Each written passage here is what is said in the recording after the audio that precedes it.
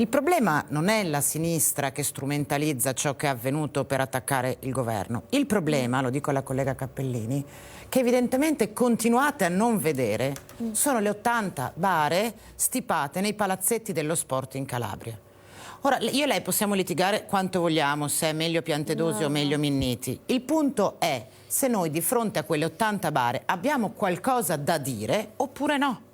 E non è possibile mistificare la realtà, perché io credo che noi dobbiamo valutare seriamente, ed ecco la differenza tra i governi di destra e di sinistra, il contesto in cui è maturata questa tragedia in particolare.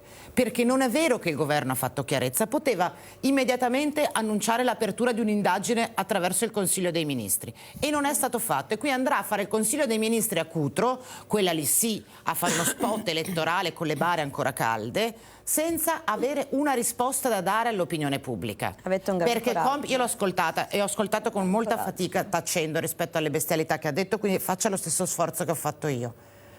Il minimo che mi sarei aspettata da un governo, il minimo che mi sarei aspettata da un governo di qualsiasi colore era risposte di chi è stata la responsabilità. Come mai la Guardia Costiera italiana non è andata a salvare una nave che stava affondando a 50 metri dalla costa italiana? Io penso che un governo di qualsiasi colore intanto debba ai cittadini questa risposta.